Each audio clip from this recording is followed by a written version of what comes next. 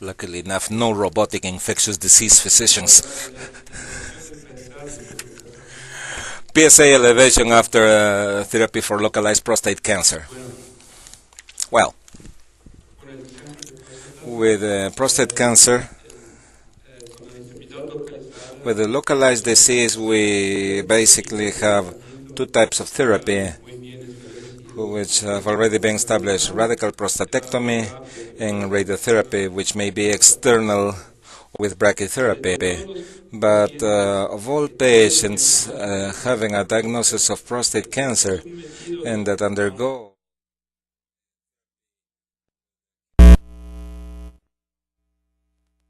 bioquímica, elevación del PSA después del tratamiento. Esto es casi 50,000 casos por año en los Estados Unidos. ¿Qué es la recidiva bioquímica? Después de la prostatectomía radical, todo el tejido de la próstata es removido, entonces PSA debería ser indetectable. Pero puede haber enfermedad micrometastática, los tejidos adyacentes, en los linfonodos pélvicos, y también puede haber lesiones en sitios lejos. Después de años o meses, el PSA que era indetectable pasa para perceptible.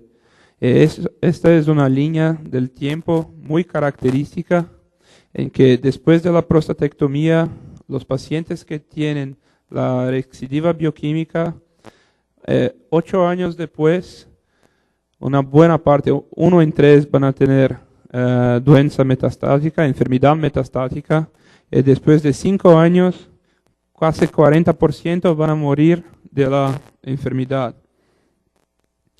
Entonces, el PSA es un marcador de potencial recidiva bioquímica clínica, ósea, linfática o pélvica. Es un indicador precoz de la enfermedad activa biológica.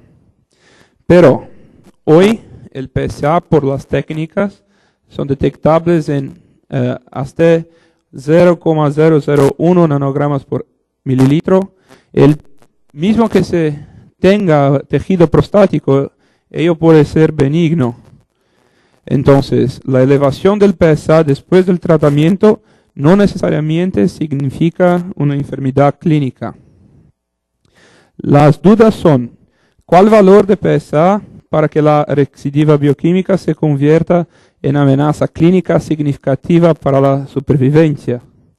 ¿Cuáles son los factores que predicen enfermedad metastática y mortalidad cáncer específica? ¿Y cómo conducir los diversos tipos de recidiva bioquímica? La definición de recidiva bioquímica: hasta algún tiempo, todos los hombres que después de la prostatectomía tenían PSA mayor o igual a 0,2, en un año 86% tenían progresión del PSA, después en 3 años 100%. Entonces se pasó a considerar que la recidiva bioquímica acontecía cuando el PSA era acima de 0,2 nanogramas por ml. Pero después, de este otro trabajo con un segmento medio de 8,8 años, se mostró que 1 en 3 personas, hombres con elevación de PSA, 2 a cada 3 no tenían enfermedad clínica. En el otro estudio, la supervivencia en 10 años de los pacientes con recidiva bioquímica fue 88%, en los pacientes sin recidiva bioquímica 93%. Entonces, ¿será que podemos considerar recidiva bioquímica con PSA acima de 0,2? Tenemos hoy otros estudios que muestran que si utilizamos 0,4 podremos tener resultados más precisos. Si el PSA, la progresión ocurre en 49% de los pacientes cuando utilizamos PSA acima de 0,2, pero si utilizamos PSA acima de 0,4, conseguiremos una progresión clínica en 72%. También tenemos que el PSA acima de 0,4 tiene una amplia relación con la mortalidad. Entonces, hoy en nuestro servicio utilizamos PSA acima de 0,4 para definir la recidiva bioquímica después de la prostatectomía radical, pero tenemos que atentar que esto va a hacer con que haga una mejora de la supervivencia libre de recidiva bioquímica después de la prostatectomía radical. Bueno, ¿cuáles son los factores o qué podemos hacer para percibir quién tiene riesgo de desenvolver la enfermedad clínica? El primer es la cinética del PSA. Cómo el PSA se comporta en el tiempo. Tenemos que usar el PSA doubling time, que es una fórmula muy complicada, muy logarítmica, pero hay algunos sites, algunos sitios en la internet que se puede utilizar. Entonces, si usamos el PSA doubling time, tenemos un PSA doubling time de 4,3 meses. Muchas veces la enfermedad es metastática, pero si el PSA doubling time es más longo, la enfermedad, la recidiva, es local. También tenemos que PSA doubling time menor que 10 meses tiene una amplia correlación con la mortalidad cáncer específica. Y sabemos también que el tiempo entre la prostatectomía radical y la recidiva bioquímica tiene relación con la supervivencia. ¿Cuáles son los factores importantes para se caracterizar que la recidiva probablemente es una recidiva metastática?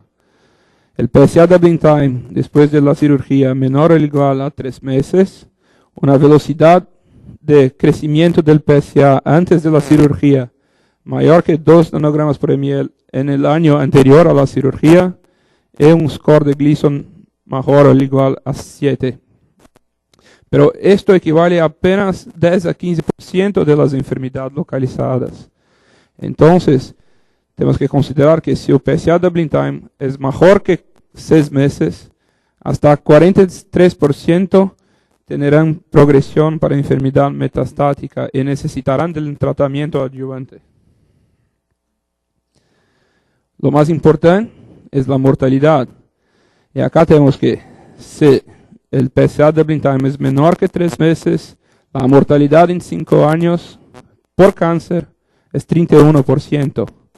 La mortalidad en 5 años también por cáncer, si el PSA doubling time es mejor que 3 meses, es apenas 1%.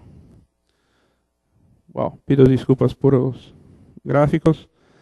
La supervivencia a cáncer específica en 15 años después de la prostatectomía radical, me voy a mostrar para ustedes, depende de básicamente 3 factores. El PSA doubling time, y acá es la curva, el PSA doubling time mayor que 15 meses, acá entre 9 y 15 meses, esta otra entre 3 y 9 meses, y si el doubling time es menor que 3 meses, la supervivencia es mucho menor.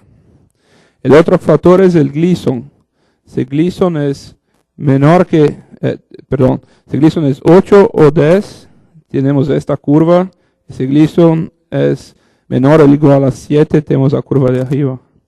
Y también otro factor importante, el tiempo de la recidiva bioquímica. Si ocurre elevación del PSA después de 3 años, tenemos esta curva de sobrevida.